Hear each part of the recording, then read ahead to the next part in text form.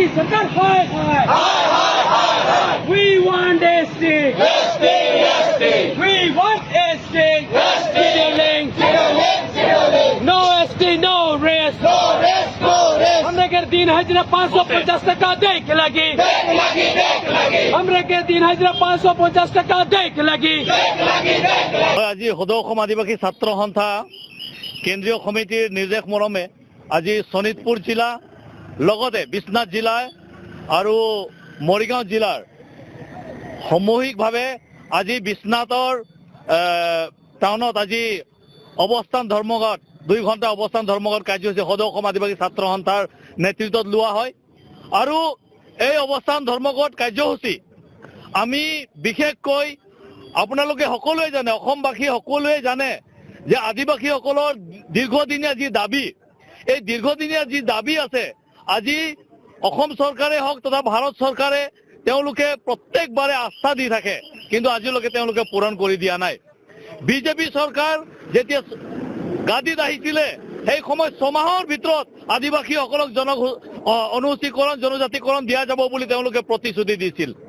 কিন্তু আজি 6 মাহ বাদ দিয়ক আজি 10টা বছৰ উকলি গ'ল কত গ'ল সেই বিজেপিৰ প্ৰতিশ্ৰুতি কত গ'ল ডক্টৰ হিমন্ত বিশ্ব শৰ্মাৰ প্ৰতিশ্ৰুতি কত গ'ল নৰেন্দ্ৰ মোদী ডাঙৰীয়াৰ প্ৰতিশ্ৰুতি আমি প্ৰশ্ন কৰিব বিচাৰিছো কি আদিবাসীসকলক আপোনালোকে এনেকৈ ঠকি থাকিব বিচাৰে নেকি কি আদিবাসীসকলৰ কোনো অধিকাৰ নাই নেকি আমাৰ যি ফান্ডামেন্টাল ৰাইটস আছে এই আমাৰ যি মৌলিক অধিকাৰ আছে আমাৰ যি কনস্টিটিউশনাল ৰাইট আছে এই ৰাইটখিনি আমি বিচাৰি আছো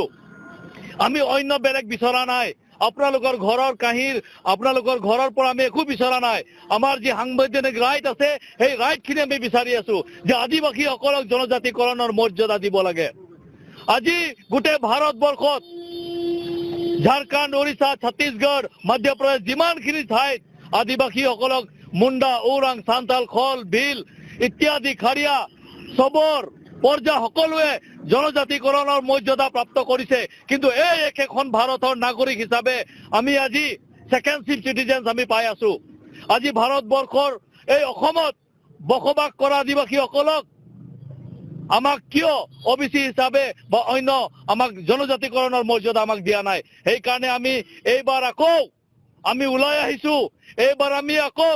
আমি যুঁজ দিবলৈ আমি ওলাই আহিছো যে 26ৰ আগে যদি আদিবাসীসকলক জনজাতিকৰণৰ মৰ্যাদা দিয়া নাযায় তেতিয়া হলে পলিটিক্যালিও আমিও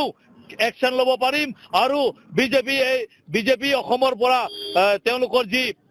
চৰকাৰ আছে তেওঁলোকে যি সপোন চাইছে এই সপোনখিনি আমি ভংগ কৰি দিব পাৰিম এইটো হল আদিবাসীৰ শক্তি লগতে আমাৰ চাহ শ্ৰমিকৰ দৈনিক মজুৰি ইমান দিন ধৰি পেলাই আজি 200 বছৰ চাহ শ্ৰমিকসকলে ইয়াত অসমৰ চহকী কৰি পৰিছে অসমৰ যি আমদানি এই চাহ বাগানৰ পৰা যিমানখিনি আয় হৈ আছে তাৰ উপৰিও আজি চাহ শ্ৰমিক মাত্ৰ 250 টকা বেতন পায় অতি দুৰ্ভাগ্য কথা অতি লাজৰ কথা আজি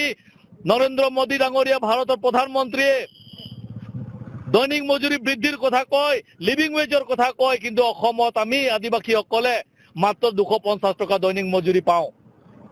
আমাক চাকৰ বনাই থৈছে আমাক গোলাম বনাই থৈছে এই গোলামৰ পৰা আমি কিন্তু ওপৰত যাব কাৰণে আমি সাজু হৈছো আমাক সদায় দিনৰ কাৰণে আমাক গোলামত আমাৰ ৰাখিব নোৱাৰে তাৰ কাৰণে আমি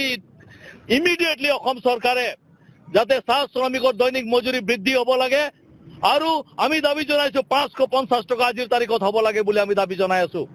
লগতে আমাৰ আদিবাসীসকলে বসবাস কৰা বনাঞ্চল বিলাকত ইমান বছৰ ধৰি পেলাই তেওঁলোকে বসবাস কৰি আছে জাগা তেওঁলোকে আজিলৈকে মাটিৰ পট্টা পোৱা নাই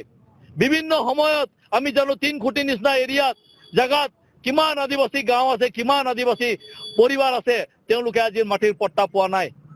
আজি আমি দাবী জনাই আছো